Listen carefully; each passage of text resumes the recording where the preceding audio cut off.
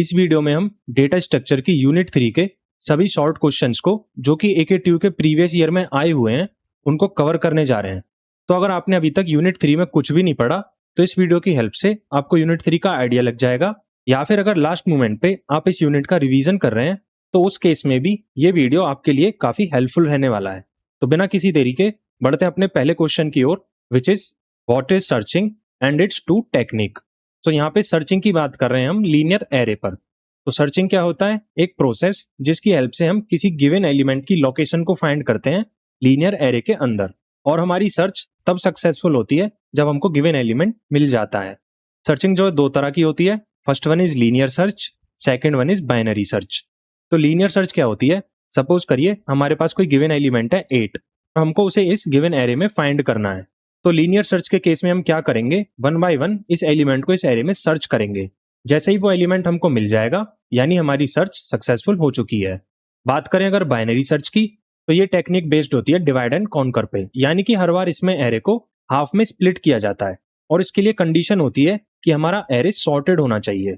अगले क्वेश्चन में हमसे पूछा जा रहा है डिफाइन लीनियर या फिर सिक्वेंशियल सर्च।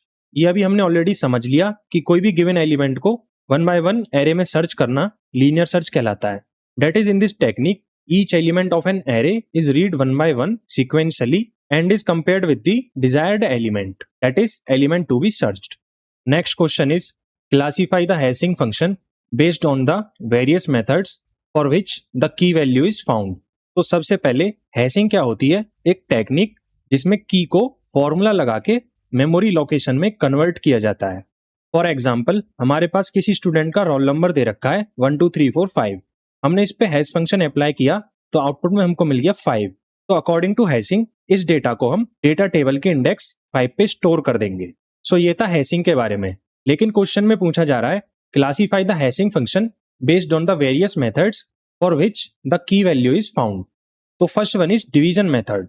डिवीजन मेथड में की को टेबल साइज से डिवाइड करके रिमाइंडर निकालते हैं। इसका फॉर्मूला होता है HK equals to K mod M, where K is the key and M is the table size. Let say हमको की दे रखी है 45 एंड टेबल साइज दे रखा है 10। So according to division method 45 mod 10 which gives 5। इसका मतलब ये की हमारी 5 इंडेक्स पे स्टोर हो जाएगी। Second one is multiplication method. इसमें की को एक कांस्टेंट वैल्यू से मल्टीप्लाई करके हैश इंडेक्स जनरेट करते हैं। One of its advantage is to give better distribution than the division method. Simple concept, key को एक कांस्टेंट नंबर से मल्टीप्लाई करो, उसका फ्रैक्शनल पार्ट लो एंड उसको टेबल साइज से मल्टीप्लाई कर दो। इसका फॉर्मूला होता है HK equals to floor of M into K star A mod 1। Third one is mid square method. इसमें की का स्क्वायर करके उसके मिडिल डिजिट्स को हैश वैल्यू बनाया जाता है।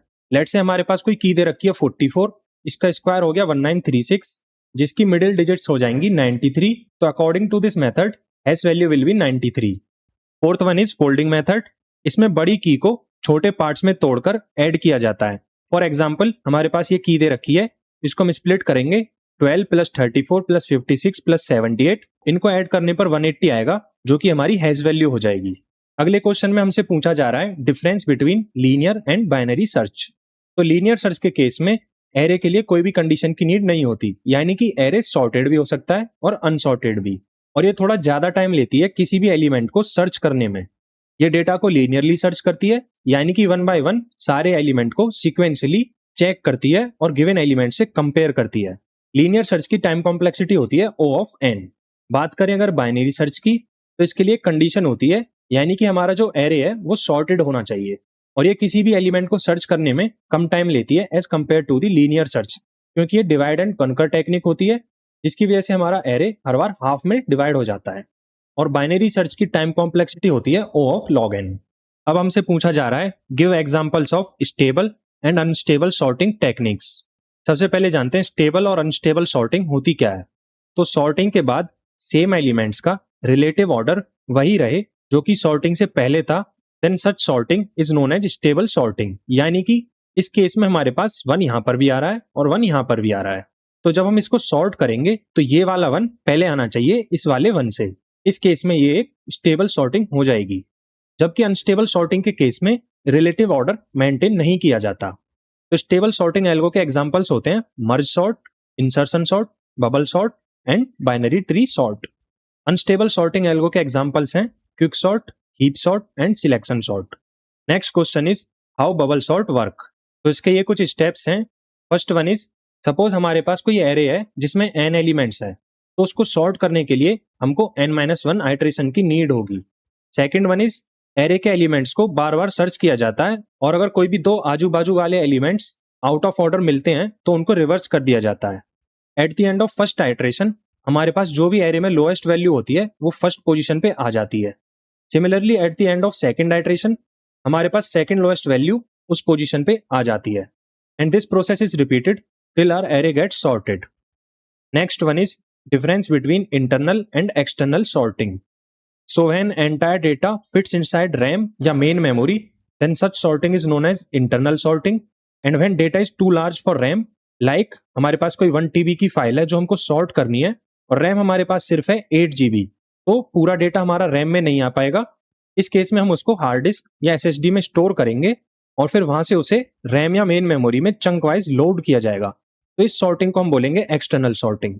सिंपल वे में जब पूरा डेटा मेन मेमोरी यानी कि रैम में आ जाए और वहीं सॉर्ट हो तो उसे हम बोलते हैं इंटरनल सॉर्टिंग।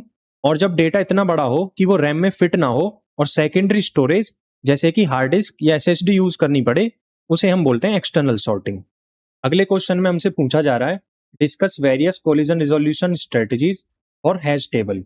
सबसे पहले जानते हैं कि कोलिजन क्या होता है। तो जब दो कीज सेम इंडेक्स पे आ जाती हैं उस केस को हम बोलते हैं कोलिजन। लेट्स से हमारे पास कीज दे रखी हैं 23 एंड 33 और टेबल साइज दे रखा है 10। जब हम इन पे हैश फंक्शन लगाएंगे तो दोनों को रिक्वायरमेंट है इंडेक्स 3 की। ये प्रॉब्लम होगी हमारी कोलिजन। लेकिन हमसे यहाँ पे पूछा जा रहा है collision resolution strategies for hash table. So इसके लिए हमारे पास दो स्ट्रेटजीज होती हैं। First one is chaining method and second one is open addressing method. तो चेनिंग मेथड में क्या होता है, सेम हैश इंडेक्स वाले एलिमेंट्स लिंक लिस्ट के फॉर्म में स्टोर होते हैं। इस केस में अगर दोनों की को 3 इंडेक्स पे हमें स्टोर करना है तो 23 देन 33 देन 43 ऐसे लिंक लिस्ट के फॉर्म में हम उनको स्टोर करेंगे। बात करें अगर ओपन एड्रेसिंग की, तो इसमें कोलिजन होने पर next available empty location search की जाती है। फॉर एग्जाम्पल, अगर इंडेक्स 3 ऑलरेडी ऑक्यूपाइड है तो go to index 4। If it is empty then store the element on this index. अगले क्वेश्चन में हमसे पूछा जा रहा है what is sorting and how it is essential for database applications. तो सॉर्टिंग एक ऐसा ऑपरेशन होता है जिसकी हेल्प से हम एरे या लिस्ट के एलिमेंट्स को इंक्रीजिंग या डिक्रीजिंग ऑर्डर में प्लेस करते हैं। और ये डेटाबेस एप्लीकेशंस के लिए एसेंशियल क्या होता है, तो मान लीजिए मेरे डेटाबेस में एक ऐसी टेबल है जिसके अंदर 1 लाख एम्प्लॉइज के नेम स्टोर करने हैं। तो अगर उस टेबल में मैं नेम्स को ऐसे ही डाल देता हूं, यानी पहले नंबर पे मैंने डाल दिया मुकेश, फिर सुरेश, फिर अमन, फिर नमन, यानी कि कोई भी अल्फाबेटिकल ऑर्डर में वो सॉर्टेड नहीं है, तो उस केस में डेटा को रिट्रीव करना काफी डिफिकल्ट रहेगा। और अगर वहीं पे मैं उनको अल्फाबेटिकल ऑर्डर में सॉर्ट कर दूंगा तो ये मेरे लिए काफी इजी हो जाएगा। कभी भी डेटा को इंसर्ट, अपडेट, डिलीट कुछ भी कर सकता हूं मैं वेरी इजीली, क्योंकि डेटा सॉर्टेड है। अगला और आखिरी क्वेश्चन है, what do you understand by stable and in place sorting. तो जैसा हमने देखा था, स्टेबल सॉर्टिंग एल्गो क्या होती है, जिसमें relative order of elements before the sorting and after the sorting same हो। यानी बिफोर द सॉर्टिंग अगर पहले मेरा ये वाला वन आ रहा है तो आफ्टर द सॉर्टिंग भी ये वाला वन ही आएगा, ये पहले नहीं आएगा। अगर बात करें इन प्लेस सॉर्टिंग की, तो ऐसी एल्गो को कोई भी एक्स्ट्रा स्पेस नहीं चाहिए होता है, वो सेम मेमोरी का ही यूज करके आउटपुट दे देते हैं that contains the data by transforming the input in place। लेकिन इनमें small constant extra space allow होता है वेरिएबल्स के लिए। तो thank you guys for watching this video. मैं उम्मीद करता हूं आपको ये एक्सप्लेनेशन पसंद आया होगा। अगर आपको ये वीडियो अच्छा लगा हो तो इसको प्लीज लाइक कर दीजिए एंड चैनल को सब्सक्राइब कर दीजिए और ऐसे वीडियोस के लिए।